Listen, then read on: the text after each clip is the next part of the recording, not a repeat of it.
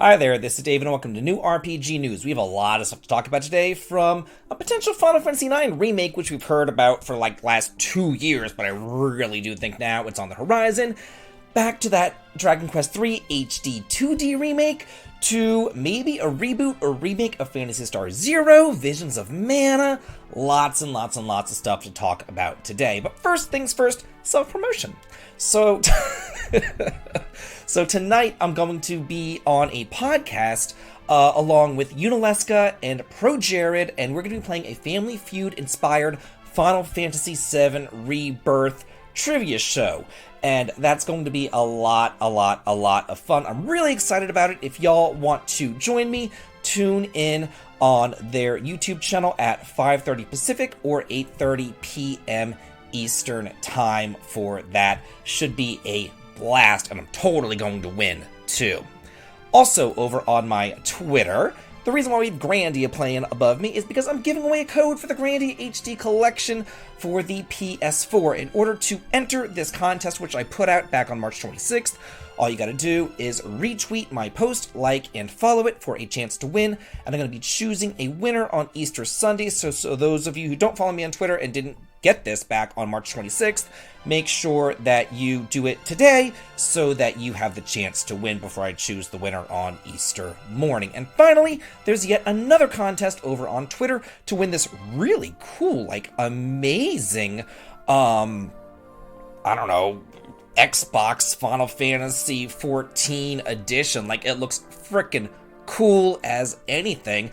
And all you gotta do is follow these, like, simple rules right there, and then boom, you're entered to win, and I totally entered myself, too, so I just wanted to make you guys aware of all this. The Final Fantasy XIV Dawn Trail expansion is launching on July 2nd. It says, reasons for Final Fantasy IX themed bonuses, though, are a secret. It's a secret to everybody. It's like the worst kept secret in the history of gaming, but it's totally a secret, yeah. Pre-orders will begin on March 26th and include 3 days worth of early access to the expansion on June 28th, among other bonuses. Among the other pre-order and collector's edition bonuses are the various Final Fantasy IX themed items. You may have noticed a lot of Final Fantasy IX references here, but the reason is a secret. Final Fantasy XIV producer and director Naoki Yoshida said during the game's PAX East 2024 panel.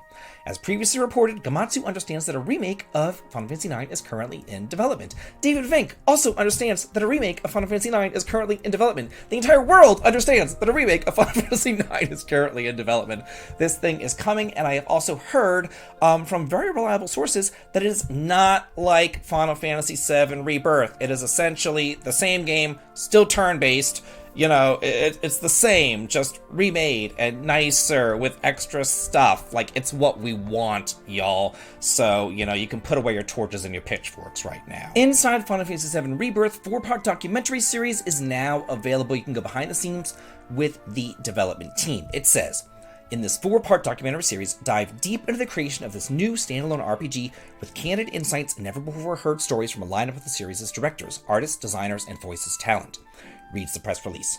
This series offers fans and newcomers a backstage pass to hear secrets about the game's vast and vibrant world, the powerful bonds between party members, and the rich, multifaceted stories and quests that await in this legendary adventure. And it features interviews with a whole bunch of people, like, my gosh. And it's 4 parts, and all the parts are right here on YouTube, so you can go there and you can watch it over on Square Enix's page. I think that's a really good use of, like, an Easter Sunday afternoon, just a relaxing Sunday to sit there and watch those videos. Visions of Mana has details on story, characters, elements of vessels, and pickles, as well as a new trailer and gameplay. I'm showing a video above me from IGN. They got early access to the game, and they went on about it for about 5 or so minutes right there. But basically, you know me, normally I just kind of like go over and gloss over games because we have so many to cover and all that kind of stuff, but whenever there's a game that I really like and really want, and I'm sure all y'all want, I like to go in depth. So here we go. Let's look at all this great stuff about Visions of Mana. The story. It says, and I'm going to butcher everything here, I'm very sorry. In Tiana, the Fire Village, everyone is comparing to celebrate the coming of the fairy and the meaning and the naming of the Alm. Every 4 years, alms from around the world are chosen to travel to the Tree of Mana to rejuvenate the flow of the mana power. A soul guard is also chosen to ensure the alms safe pilgrimage. Val is one such guard. On the day of the fairy's arrival, Val brings his childhood friend to the festival. As the sun falls beneath the skyline, all the spectators wait with bated breath, hoping to be chosen as an alm. The fairy finally descends before Val's friend, appointing her the Alm of Fire. The villagers bid them both farewell, praying for their success as they embark on an adventure of a lifetime. Yeah, off they go. And then Val. Look at Val. So you might think that he's just a boy, but damn! Look at those abs. That is a man. That is a man. Oh, he's hot. Oh my god, I can't even stand it. So there's all these little like class changes and everything. I just love it. I love it. I love it. I love it. Then we have Hinna. She is the girl who is appointed the Alm, and it says Hinna also hails from Tiena, the Fire Village. Hinna is Val's childhood friend. When she receives the honor of being chosen the Alm of Fire for the year's pilgrimage, she's ecstatic that she gets to embark on this adventure with him. Good for her. Then there's Karina, and it looks like she's like the sprite or whatever, with her little flammy right there. It says Karina hails from Longrun, the Vale of the Wind. An unfortunate accident took one of her precious wings, but even that couldn't dampen her wish to be appointed the Alm to see the world outside of Longrun.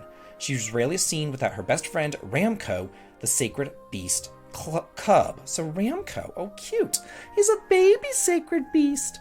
After saving Karina, who's injured in an accident, Ramco started living in Longrun. And then there's Morley, the little cat boy right there. It says that Morley hails from Atern, the Moonlit Parish. Since his childhood, Morley has been carrying the weight of the terrible disaster in his hometown on his shoulders.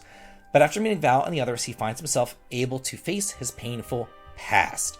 And then it talks about the elemental triggers and the switching classes, which is the last thing that I want to talk about before it gets into like real minutia here. It says, you can use an elemental vessel at the curiously growing triggers scattered throughout the land and harness the individual power to generate gusts of wind, move rocks, or even slow down the time to open pathways and find hidden items on the map. Once you get a new vessel, that means like the elemental spirit. Once you get a new vessel, don't forget to revisit the areas that you've already passed through. Accessing other triggers will unlock new places for you to explore. I like this, because a lot of the times, like in these more open-worldy games, you can use these magical transversing powers anywhere and everywhere, and it gets very overwhelming, and you have to end up like using everything at all times in every single spot just to like try to figure things out. But here, since there's an elemental trigger, you can be like, okay, this is where I need to use the Undyne, or this is where I need to use Sylphid, or this is where I need to use Luna. And then it makes it much more simpler, and it's easier to write it down in my notebook, like where I need to go back to and what triggers there and all that kind of stuff. Then there's switching classes. It says, obtain the various elemental vessels to switch your characters to new classes. Different classes unlock different stats, weapon types, and unique moves or abilities based upon their corresponding elemental. Some abilities can restrict an enemy's movements or cast regenerative effects to heal your allies. Change classes to see which element has the best skills for your individual fighting type. So it looks like every time that you get like a mana seed, you also get another elemental spirit who gives you new magical powers, and it also gives you a class change. So that's really, really cool. I love that. After this, it just goes into a whole bunch of minutia and various class changes and pictures and stuff like that. And I cannot wait for Visions of Mana. Now this is beautiful, if I do say so myself. Cozy open world survival game Pathless Woods launches an early access for PC over on April 3rd. A demo is currently available. And here we go. It says, in a flooded market with many similar games in this genre, Pathless Woods distinguishes itself with a unique ancient Chinese theme. Two-person development team said in a press release. It combines elements of construction, exploration, and survival in a beautifully crafted world. There's a wealth of content to explore and engage with, and we're genuinely looking forward to seeing the creative endeavors our players will undertake in this world. As far as an overview of what the game is about, it says, Pathless Woods draws players into a world that reflects the rich cultural and architectural heritage of ancient China. Players are invited to embark on a journey where they can construct everything from simple bridges to magnificent pagodas, gather resources, engage in traditional Chinese farming, and protect their homelands from adversities. Pathless Woods also introduces co-op multiplayer mode, frickin' hallelujah, allowing players to come together to explore and enjoy a world where adventure meets tranquility. If you guys like these cozy games and you want something a little bit different out of the mold, you might want to check this one out. And again, a free demo is available. Megaton Musashi W Wired PS5 and PS4 pre-orders are now available. Pre-orders on the Switch will begin on April the 11th.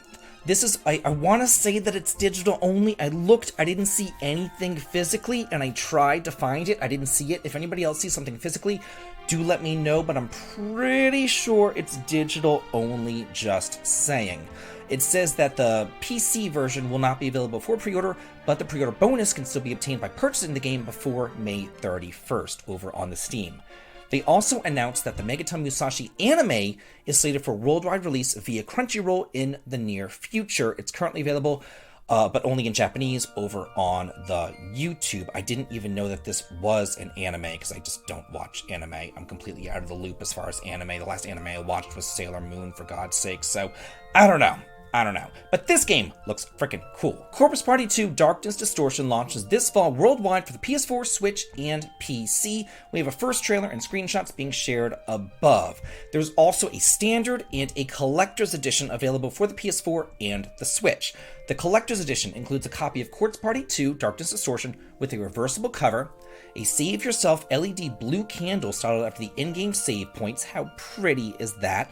Looks like a little Christmas candle or something that you would like put in the window. We used to put like little Christmas candles in the window whenever we were growing up over in Germany. I do remember that. A 64-page art book filled with behind-the-scenes content, a Ayame's Mercy lenticular art card, an evidence kit containing items from the game, and an Amer Est Viver medical kit, metal case, outer case? I don't know. This limited edition will be available shortly for pre-order through the Xseed Game Store and at participating retailers.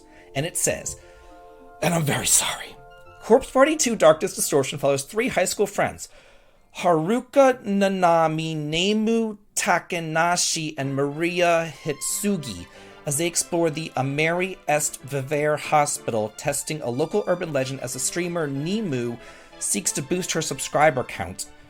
My god. Unfortunately for the 3 girls, the legend of Ayami's mercy is true, and they trigger a decades-old curse that sends them into a dark realm. Together they must avoid the vengeful spirit of Ayami Kirishima and other horrors from the hospital's dark past as they search for a way to dispel Ayami's curse once and for all. Oh god, please localize those names! Oh my god! Neptunia Game Maker R Evolution launches May 14th in the West. It is also available in standard and limited editions, just like the Corpse Party game that we just went over. And, shockingly, it will feature English and Japanese voiceovers, not just Japanese voice acting. Yay! Thumbs up for y'all. It says pre-orders for the standard and limited editions are coming soon. The latter includes an official hardcover art book, an official soundtrack, 2 cloth posters, a steel game case, versatile cover sleeve, a collector's box, and an exclusive trading card. In Europe, a Day 1 edition will be available for all platforms for £55, and a Dual Pack Plus will be available on the Switch for £120. Wow. The Day 1 edition includes a reversible cover sleeve, older Neptune cloth poster, set of 4 stickers, an acrylic standee, and a collector's box. The Dual Pack Plus includes Neptunia Game Maker R Evolution Day 1 Evolution, Neptunia Sisters for Sisters Day 1 Evolution, and an acrylic Shikishi? Here's an overview of the game. I don't know what a Shikishi is, don't even ask me. The latest installment of the Neptunia series has arrived. The goal of this game is to rebuild and manage a game company. Build your company and turn it into a huge corporation. This latest entry to the world of Neptunia is better than ever. The battle system is expanded and now allows to a 4-person party, and dungeons can be explored on a high-speed motorcycle, and the Heartful Photo Mode will let you express yourself via fun, manga-like creations.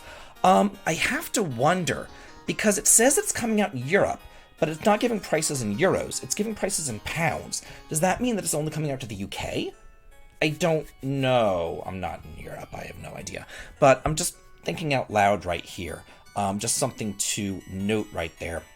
So this is over on Idea Factory's website. If you'd like to pre-order this, you can. Well, right now you can wish list it. The pre-order is coming at 9 o'clock in the morning Pacific time on April the 2nd. So if you want this, you can go there, and I will include a link in the video description for this for y'all.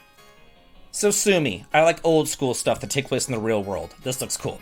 Open world sailing simulation RPG Sawgrass is coming to the Switch. It's currently available over on the PC. A release date was not yet announced. Here's an overview of the game. It says, set sail for adventure in the Age of Discovery. Explore the 7 seas as the fresh-faced ship captain Fernando. He's fresh-faced, but he doesn't really have a face. You can't even see his eyeballs, but he's fresh-faced. Sure, just no face available, but fresh. I'm sure. Anyway, Customize your ship, battle against pirates and sea monsters, and assemble your crew to delve into the mysterious disappearance of the legendary explorer Sir Antonio. At least Dr. Blight on Captain Planet, you could see one of her frickin' eyeballs. Here you can't even see any of his eyeballs. What is up with this hairstyle? This is yet another anime hairstyle that I do not approve of. Anyway, explore the 7 seas. Sail around the entire world from the snow-capped mountains of North America to the Saharan plains of Africa, via everywhere in between. Discover hundreds of real locations, set up virtual trade routes, and search local markets for new goods to trade. Arm yourself to the teeth with a plethora of swords, guns, cannons, and armor as you fight against pirates, thieves, and wild animals and mythical creatures. Can you become the master and commander of a unique rock, paper, scissors, turn-based combat system? Load your vessel up to the deck with cannons and it will be formidable in combat, but you'll need to make sure that you have the necessary cargo space for resources to support your crew. Keeping everything ship-shape can often be the difference between a successful voyage or being lost at sea. How are you going to keep everything ship-shape if you can't see anything? Cut your hair. Become the world's greatest explorer. Take on contracts for various guilds to make discoveries, find treasures that nobody else can, and rise through the ranks. Accrue enough fame, and maybe you'll even brush up against royalty on your way to the top. I like the game. I do not approve of the hair. Wuthering Waves is launching on May 22nd. Pre-registration is now available via the Epic's Game Store, iOS App Store, and Android on Google Play. I think is iOS Apple telephones and Android is Android telephones? I assume. I don't know. I'm so bad at telephones. Wuthering Waves is a story-rich open world RPG with a high degree of freedom. You wake from your slumber as Rover, joined by a vibrant cast of Resonators on a journey to reclaim your lost memories and surmount the lament. So there's an introduction, which is like a poem, which makes no sense. And then there's some key features which are not translated all that well. So I wish that this was translated a little bit better because, like, it would just make it a lot easier to go on through. But if you're looking forward to this free-to-play RPG, then have Well, at this it. sucks. I literally just put out a video saying, hey, y'all, Europa's coming out in April. It's a game that you can play in April. And now, Europa for PC is delayed, probably until summer. Yeah, what you gonna do? Anyway, it says that it's gonna be available on PC with a console release to follow, and here is a statement from the developer. It was a very hard decision that came after a lot of discussion between myself and the rest of the team. Europa began as a side project that I created alone, and in the years since it has grown more than I ever could have dreamed. Though we're still working in the evenings and weekends around our day jobs. I'm very proud of what we've done together, which is why I can't stand the thought of releasing the game before it's in the condition that we want it to be. Unfortunately, it looks like that'll take a little bit longer than expected. Again, I will always side on the side of delays, if that makes sense. I agree with a delay. I would rather you delay a game than release a broken, clunky, disgusting mess.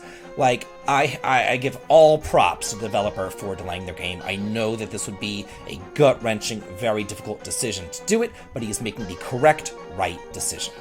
We have a blockbuster indie game showcase, the Triple I Initiative, which is set for April the 10th.